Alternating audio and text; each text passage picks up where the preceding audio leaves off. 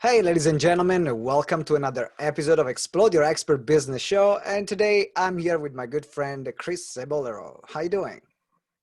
I am doing amazing. It's always great to talk to you. And we don't talk enough. We don't talk often enough. We have to get back on that connection of I want to talk to you every day. Let's plan on talking every day. Every day or the, okay. I need to plan it. I need to plan it in the morning. Then. That's right. All right. So, man, I mean, you're right. We've been connecting before, like a few years before. And I think it's been like 2 years ago, probably. Two Yep. or three, probably two. When we connected the first time, you already been on the show, and we did an incredible episode on leadership. So I recommend everyone actually to go back after you finish to listen to this interview and go back to the previous episodes on leadership that we did. And so what changed from since you came last time? Like what changed for you? I think it's just still the growth. I mean, when we think about leadership, Simone, it's really I've got to continue to grow as well, right? So when we think about 2 or 3 years since you and I have really Mm. kind of worked together, I've now needed to develop my next level of education as well. So I'm taking my business in a different direction. So one of the things that I think happened for business leaders or for leaders that are kind of guiding other people is we don't invest in our own professional development. And, if we Mm. think about where we were 5 years ago compared to where we were today, we shouldn't look the same, right? We Yeah. know that there are different hurdles. We know that there are different speed bumps. We know that there are different obstacles in our way. And how do we now take ourselves to the next level? So I think the biggest thing is I've branched out in my leadership acumen. I've Uh-huh. started to do a little bit more difference in organizational process improvement and really how to grow the next level or the next generation of leader. So when we start to talk about the millennials now, as they're getting into their mid and late 30s, Yeah. they're really now becoming the leaders of tomorrow. And how are we really kind of helping them and guiding them along? So I think that's a big plus. I've been following you. It's hard to keep up with you, man. I've got to get I watch your stuff on social media. I mean, all the great classes you're doing. I got to take a nap in between. I'm trying to keep up with Simone all the time. It's making me crazy. And yeah, I put out quite a few stuff. I got to tell you, man. I mean, for you and I mean, I'm a fan. Not only am I a friend, but I'm also a fan of your work, right? And I Uh, think the stuff that you give to your tribe is next level stuff. And the folks who watch you, they know it. But I just want everybody to know from the United States, from this side of the pond, Simone Vincenzi is really setting the standards for others to follow. And like I said, not only am I a friend, but I'm a fan of your work.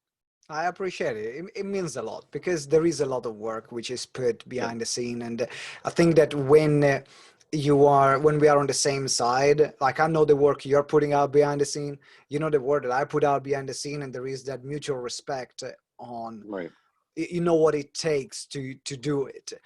And talking about doing what it takes, right? Yep. What we decided to talk about today is self-leadership in particular and self-motivation in particular for leaders. Yep. A lot of the people that are listening or watching today, they are leaders. They need to show up Yep. every single day. I was having a Right. conversation with another podcast guest, which actually we decided to postpone the interview that was supposed to be doing today as we are recording. Mhm. Unfortunately, her cousin passed away, and Ooh. she just put like something out there like, I'm still going to show up, but it's not easy. Sure. And if we think this in the context of what's happening globally, there are a lot of people that they had to keep a brave face, going out there, supporting their clients, supporting their families, supporting everyone around them, Right. and it, and maybe have very little space for Mhm. themselves, or not having that motivation of, oh my God, I need to do this again, and becomes a chore. Right. That's the conversation I would love to have with you. So let's start with you. Like, when you have those moments where we're all human beings, so I'm assuming that you might have some of dark moments too, Yeah. as a human being. How do you keep yourself motivated to show up? Yeah, man, I think it's an amazing question, especially now when we start to think about where we are with the pandemic. And, you guys know from, the UK and the Europe side and from the US side, people are losing their business and people are losing their jobs and people are losing. And what is it for me, and what's the guidance? One of the things that I think is really exciting about the work that we do is we should have a vision of what 2020 was supposed to look like for us. I mean, one of the things that I do as a best practice, Simone, and I've been doing this for years, is I try to end my year by the end of November. Right. And then in December, I reflect on what the year was, and my successes and my failures and my mistakes and what I didn't attain.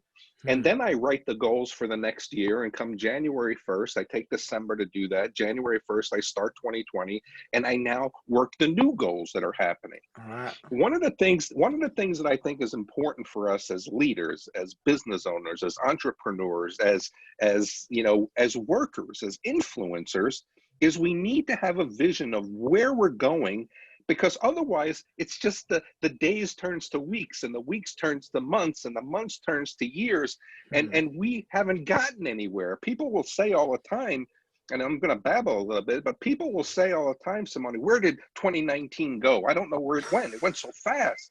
Well, it went in 365 days. It went in 52 weeks. It went in 12 months. But because you had no vision, because you didn't set any goals, 2019, 2020 lived you, and you didn't live 2020 or 2019. So back to your question, when we think about how do I keep myself motivated, I tried to stay true to the vision. The vision was developing new leadership content.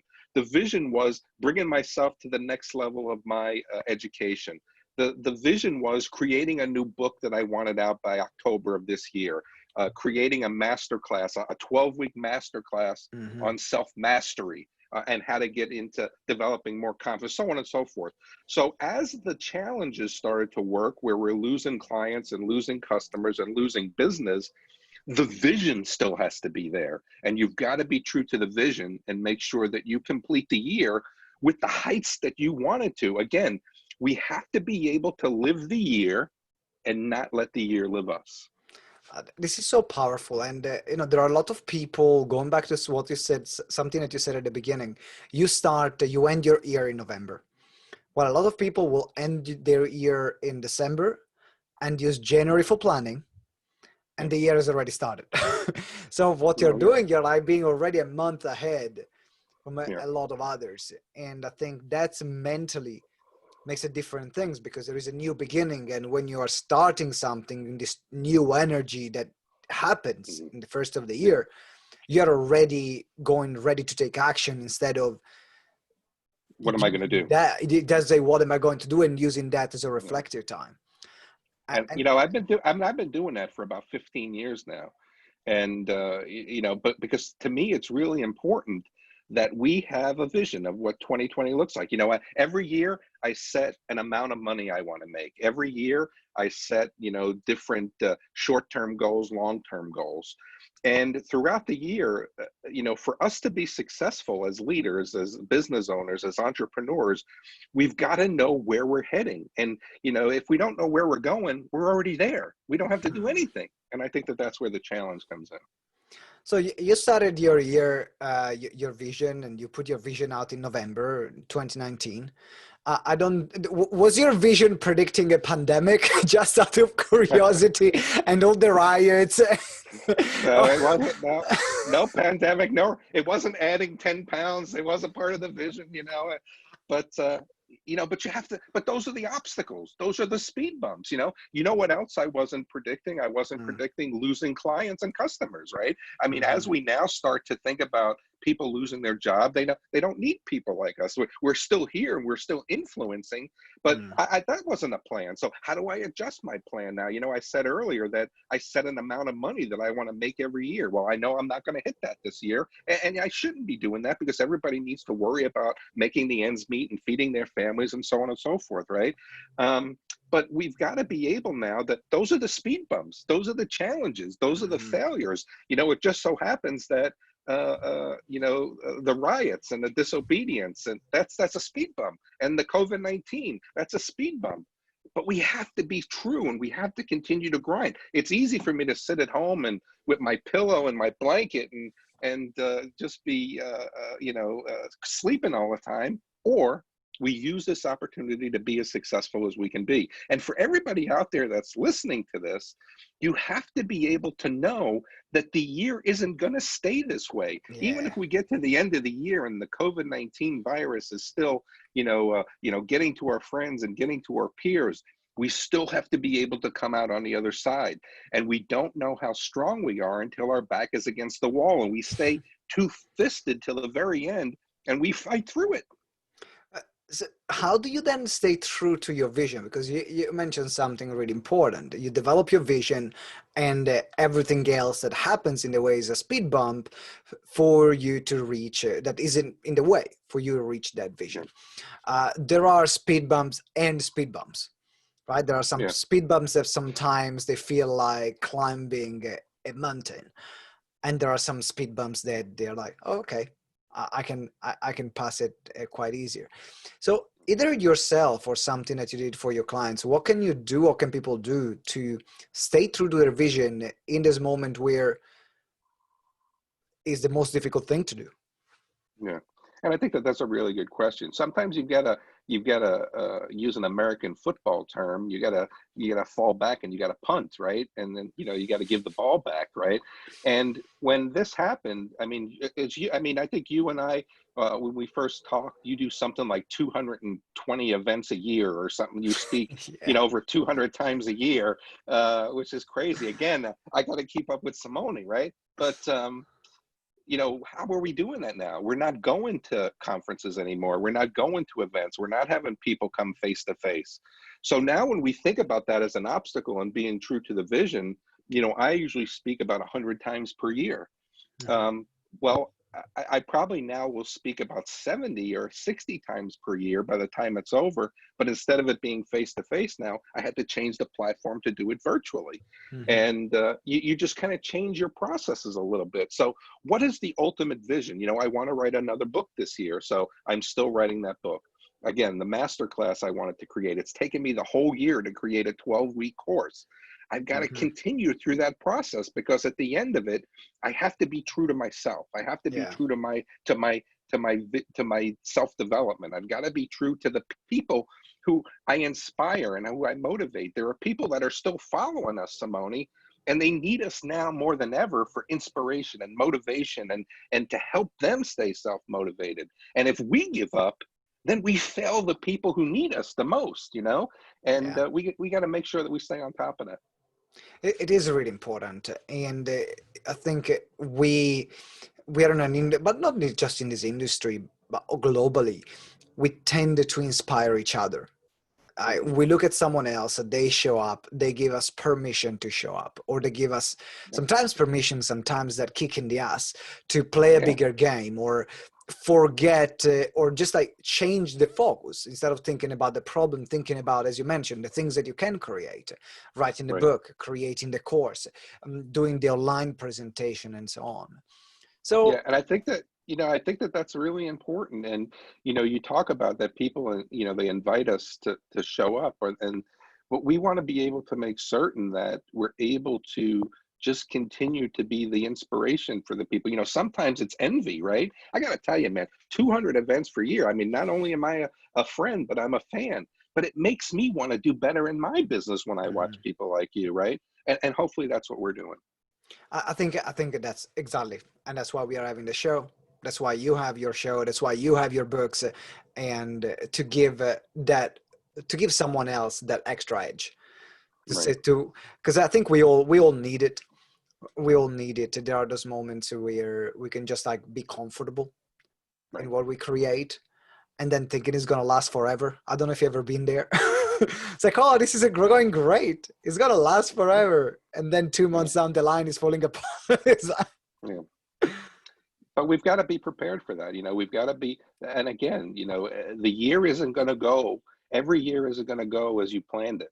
And it's how you, what plan B is. One of the things I hear all the time, and it really kind of, I don't like it. People will say, if you have a plan B, you weren't committed to your plan A. Mm. Well, you know what? Even when I was in the military, when I jumped out of an airplane, I carried two parachutes, and I was glad that I had a plan B, right? So sometimes you just got to know that obstacles and things are going to happen, and you need that parachute that's on your chest because the one on your back didn't work very well. And but that's part of this, you know, that's part of change management. That's part of crisis management, you know, and that's part of leadership. Is sometimes the plan doesn't go according to, you know, the blueprint, and sometimes you got to tear it up and you got to do it again, you know, and that's just the way it is. Is there some things that, so you mentioned already being focused on your vision. What else do you do to focus on the things and like make sure that you're productive, that you're prolific with your content? Is there any habits or other things that you're doing to manage your life and your day better that helps you perform at the level that you perform? And I think that it's talking to the people who follow you. I mean, I just don't share what I think, what I think people want. You know, I send out surveys, and I listen to the chatter, and I have a Facebook group, and I pose questions, and I listen to the people who are really, you know, you and I, we've gained a certain amount of experience, and we've gained a certain amount of knowledge over our career, right? And Hmm. I want you to remember this formula. It's mistakes, reflection equals wisdom, right? Mm-hmm. And there are people who, you know, when, you know, people say, well, Chris, you're so together and you're so smart and you're so motivating. If you'd have seen me when I was 25 years old, I was a kid who was dumb and no experience. And so it takes you time to get there. Sometimes I forget what it was like to be 25 years old and 30 years old, and the things that are hurting them and the things that they're feeling. You know, is this what my life is? And I thought I would be further along by now, and I'm in a dead-end job, and what am I supposed to do? And well, that takes me back to a time where I experienced that. Now I'm able Mm-hmm. to give that guidance to say, so instead of doing a class on developing your executive presence, I'm doing a class on developing your career progression. So Yeah. it really isn't what I think I need to bring to somebody's attention as much as what they need to bring. Now, number two is I follow people like you. I follow people like, you know, Tony Robbins. I follow people like Gary Vee. I follow people Mhm. because, again, they're motivating and they have their pulse on what's going on. So when we think about it from our standpoint, I could sit here and I could just come up with all my own content. But when you look at the influencers who are in the business, and you know, I look at the work you do, and I look at the, you know, the messages you have, and I think, how are my people going to look at that, and how are they going to feel about that? Hmm. And then from there, I need to think about my own knowledge, and am I in a place where I can deliver that content? You know, when you talk about delivering executive presence, if you're a 26-year-old coach, what do you know about delivering executive, you know, creating executive presence? I But know. there are things that I may not know that now I've got to think about. Well, that will be good for my people, but what do I got to do to give it to them the best way? And we have our specific styles of doing it. You know, I'm a hands guy. You know, just like you. I'm being Italian. I'm a hands guy. I got to move. I Yeah, think yeah, I mean, I yeah, don't know how you you. you I have don't know how you're no, not you have moving your hands. some Italian genes in you, of course. And I don't know how you're not moving your hands. You must be handcuffed. I mean, No, I'm actually I can't moving see them. your. I'm actually moving them, but it's the camera which is cutting them off, which Oh, is okay. weird. So you might need to put them up like this. Okay. Thank you. But so that's how you stay current. You know, that's how you stay relevant. And you know, one of the things that we have to do, and you know, you think about it from, you know, we talked about vision and we talked about goals and we talked about plans to reach the goals. But we have to think about part of our goals for the year is how do we grow ourselves to the next level, right? I want to continue, you know, John Maxwell calls it the law of process. Leadership doesn't develop in a day, but it develops daily.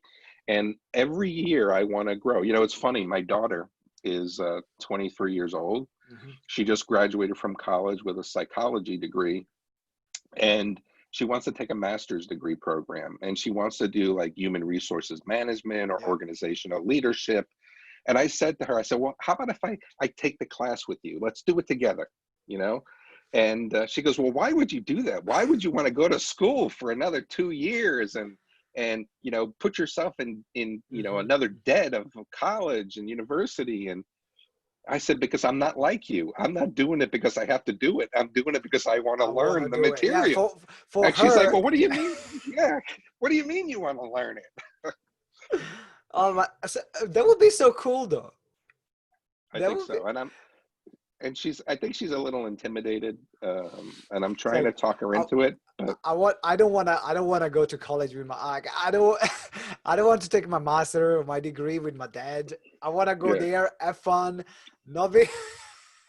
That's probably what's going through her mind. If I have to think about how was I when I was 23, if my dad would have said, "Oh, I go to university with you," or my mom, I'll say, I'll change it. I just no disrespect, but so I actually, you mentioned before, Chris, 25-year-old Chris, 30 years old Chris, was a very different position and a very different person. What were you doing when you were, let's say, like 30 years old? yeah. Well, I was in the United States Air Force. I went into the Air Force when I was 19 years old, and I spent 12 years, um, you know, being part of the service, and I enjoyed it. It was a good time. I had the opportunity to travel around the world. I had the opportunity to meet new friends, but it really didn't give me the opportunity to grow. I was very, very self-centered. I was very egotistical. I thought I knew more than I did. I wrote a book last year that came out. Was part of my goals was with some of my peers, Hmm. advice, dear younger self, my advice to you. And Yeah. pardon me, if I had a time machine and we could step back in a time machine to go see our 25-year-old self, what would be the piece of advice we would give ourselves that would help our journey to be quicker? Mm. And my advice to myself would be, you're not as important as you think you are. Shut up and listen more. And so when you think about my younger self, I thought I knew it all. I thought that I had all the answers. I thought that I was the best version of myself that I could be. And I was really just immature and egotistical and stupid. And it wasn't until I got to my mid 30s that I realized that I wasn't being as successful as I could be. What made you realize that you were so self-centered? Was that something like an episode or a person that helped you realize that and change it? I think really it was, I was married and wound up getting divorced. And, when you have that experience to say that you're not a good spouse, um, Yep. it makes you realize that maybe you're not as important as you think you are, and maybe Mm. you're not as, and it makes you kind of sit back. At the time, my daughter was young, and she didn't get to grow up in my house. Mhm. So it makes you reevaluate who you are as a person. It makes you reevaluate who you are as a professional. And it was around that time frame where you have to start to recreate yourself. Yeah. Muhammad Ali's got a great quote that says, "If you're the same person at 50 as you were at 25, you've wasted your life." And Yeah. I needed to kind of change my life, so that was a big catalyst. Well, thank you for sharing. And I know definitely that this kind of experiences in that moment, they break you. Yeah. But then you were able to recreate yourself. Mhm. And I can just imagine, just like slightly think on how that could be, because I mean, I went, we had a rough time with my wife, and particularly in the first year of marriage, and we went to couple counseling. Fortunately, we were able to sort the issues, but I felt really um, inadequate as a human being, or felt really bad as a human being because, oh, I'm not able to be a good husband. And that we've been just married for 1 year. Everyone is talking about the honeymoon period, and here we have all just problems. Mhm. And so Yeah. I shifted so much in the past like 2 years since we started that process, because we've been just married for Yeah. 3 years at the moment of this interview. So it's not been a long time, but I can say I'm a very different person. And it Sure. was one of the most painful things, but it was worth it. And I can Yeah. just, that's a glimpse of probably what you had to go through. And it's the same thing now. I mean, now that was you had your mistake, you had your reflection, and now you got your wisdom on what it takes to be a successful. And you share a lot of your relationship on your social sites and your holidays, and your beautiful wife when you put her on Yeah, the she's not social happy site. about that. But the lesson that you had over that first year has allowed you now to blossom into the next level of who you are as a husband. And I think that those are the lessons. It's okay when we hit the speed bump. It's okay when we have the obstacle. It's not okay when we don't do anything about it. I know you're doing a lot of work now, in particular with millennials, because they are going to be the next generation of leaders. We were talking earlier.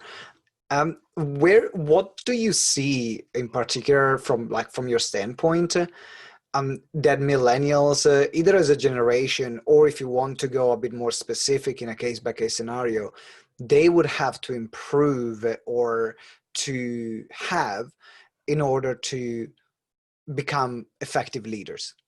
Yeah. Well, first, the thing that I had to do was I had to get out of my mindset of who I was as a leader. And I'm a Gen Xer, right? And Hmm. I was trained by the baby boomers, and Hmm. I had to work for the baby boomers as I was a young adult in the workforce, and they formed my work ethic. They formed my professionalism. They formed my commitment and dedication to the job, Hmm. and that allowed me to grow my leadership knowledge. Now, as a leadership expert, um, I had to be able to change that thought process to interact with the millennials, because that's not how they're going to lead, right? So that was number one. Hmm. Then I needed to find out where their struggles were. So from those struggles, they're having trouble inspiring their younger generation, right? And now we talk about motivation, and now we talk about how to motivate their next generation. So I really had to be able to disconnect myself from my foundational leadership knowledge, my Yeah. foundational professional knowledge. And then I had to ask them, well, what are you seeing as the challenges that you have to be able to face? And then I've been able to develop those custom presentations for them to fix for their younger workforce. And it's been a really interesting process. A lot of people who are in this space, who have this wisdom and have this knowledge, are saying this is the way that you have to be. Well, Mm. no, because you're training a different generation of leader who's training a different Different generation of generation. worker. Wow. So what have been some of the differences? Because I believe I love what you said about the not only. I think there are a lot of people that will stop thinking about how do I train the next generation of leaders without going the step further, which is because they are going to be training another generation where they know very little about. Right. So, what differences have you found in like leadership styles from, for example, let's say your generation and the millennial generation? Yeah. So my generation was really it was command and control. It was leading from a position of authority. I'm the boss, and you're going to do it because I'm the boss, and that's just the way that it is. um, the way that the millennials are leading, they're leading more uh, of from a service standpoint. They're trying to lead from a position of group leadership, more of a discussion with the workforce to say, be part of this. And I think that that's really kind of working well for them. But I think that then they have trouble with um, uh, they're having trouble then with discipline, because some of the people don't want to, or they want to try to lead that, or take over the group mentality. And they're now trying to put in a level of discipline that's not going to work with those younger generation. And where I'm now giving them some guidance is in the sense of saying, let's talk more about coaching them than talking about disciplining them, because Mhm. we're not their parents, right? And I Yeah. just said this yesterday. Somebody said to me in a company I'm working with, they said to the leader, they said, so now you're going to punish us. And I kind of stepped in and say, well, wait a minute, let's talk about this. But I just want to talk about that word. We're not your parents. We're not here to punish you. We got a business to run, and let's talk about this, the business of why this decision is important, right? Yeah. But that's the mentality. The mentality is that, you know, you look at us like we're your parent. We're not your parents. We're partners. You know, just because I'm the president and CEO of a company doesn't mean that my job is any more important than your job. If you don't do the work that you're doing, I can't sign the checks at the end of the week. Yeah. And I think we forget that sometimes. So, is there something in particular that the millennials can learn from your generation? Because you said that there are differences, and I think that there is like a process of integration. It's not that your generation was all bad in leadership and the millennials are all good in leadership, or vice versa. If there is one thing, like one aspect from your generation that the millennial can take on board that could make them even better leaders. yeah, I mean, I think that that's an amazing question. And I really think it depends on the topics that we're talking about. Is there one thing? You know, I think the one thing that I can give them is, again, they've got to grow themselves. They can't be stagnant in who they are as leaders. I think that's one of our biggest failures, Simone. You know as well as I do, because we've had discussions about this in our past.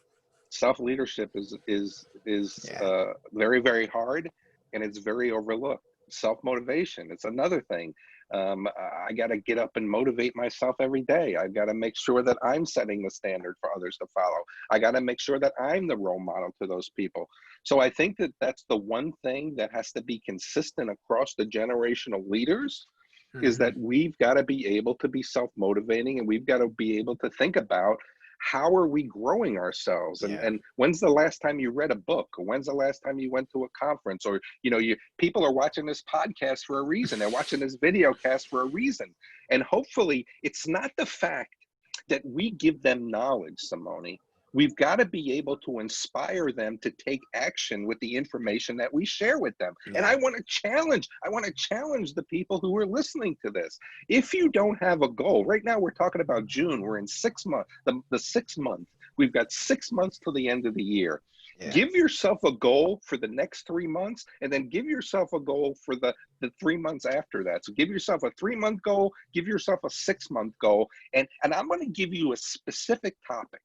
The topic is going to be growing your professional and personal development. Do something for yourself. 2 little goals. Maybe it's taking a class at the university. Maybe it's taking a master class. Maybe it's writing your own journal. But do something for yourself. And I want to challenge your tribe to do that. What we're going to do, we're going to also give them, if you don't mind, your email address at the end. So then people can email you once they've written the goal, they can email you. So they can, you can kick their ass. And you can keep them accountable. I'm happy to consult with them too on that, and it would really be good, Simone, if we can get, some of your folks who are interested. Maybe we do a case study. Maybe we get them on this show with us, and we help coach them, and we help, kind of take them through that process. I think that would be really cool. And one of my goals, really, I got to tell you, and this was a couple years ago, and we tried to plan it. Actually, when I was coming to the UK, you were actually in Miami. So when was that? That was a year ago. It was last year. It was last year in May.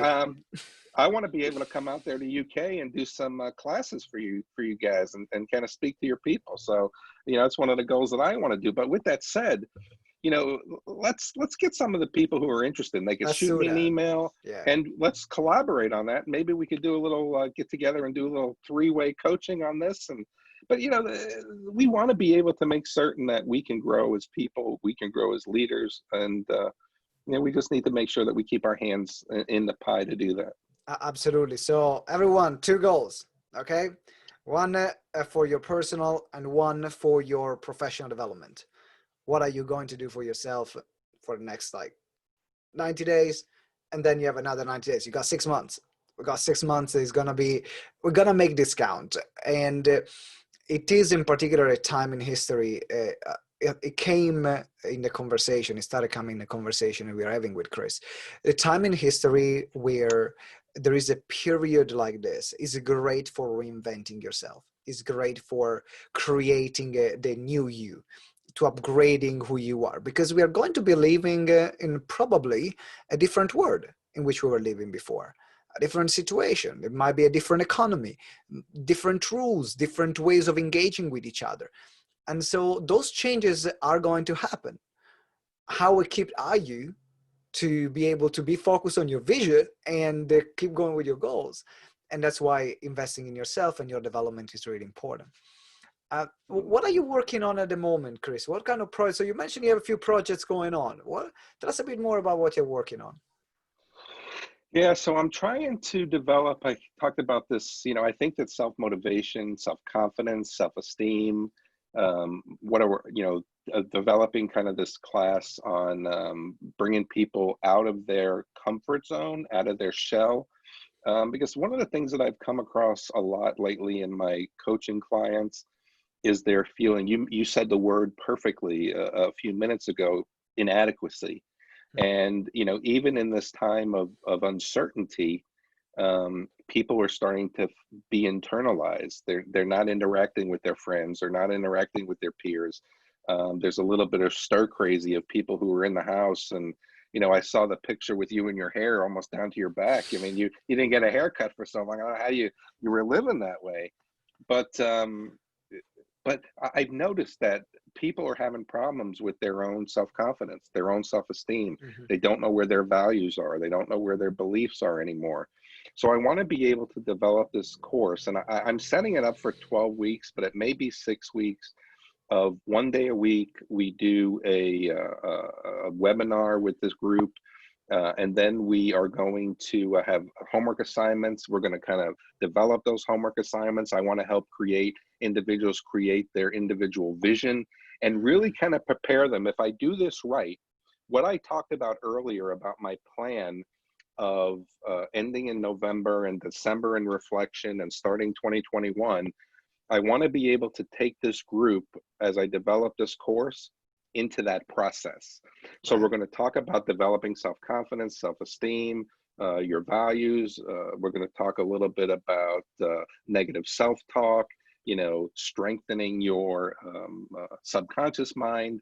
Then we're going to develop a vision and goals and plans. So when 2021 starts, everybody's ready to move along. I'm also working on the next book. My brand is Ultimate Leadership. Mm-hmm. And the book I'm working on right now is Ultimate Coaching. I think coaching as a leader is one of the most important aspects for the success of an organization. Yeah. We have to be able to, we do our work through other people. My success as a leader is determined by the success of the workforce, how engaged, satisfied, and productive they are. And if I'm not investing myself into their growth and their development, I'm not going to be successful. And we do that through coaching. So I'm hoping to have that in November. And every so often, I'll pick up a book and read. Every so often, I'm trying to get better at basketball. So when I come out there to the UK, I can take you one-on-one. That's right. So things like that, man.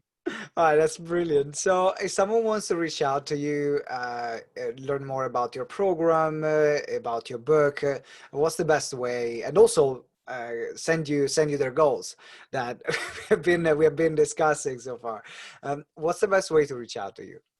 Yeah, my email address is chris@chriscebollero.com. Maybe you could put that up. It's hard to spell, like Simone Vincenzi, but right. So we could put that up, chris@chriscebollero.com.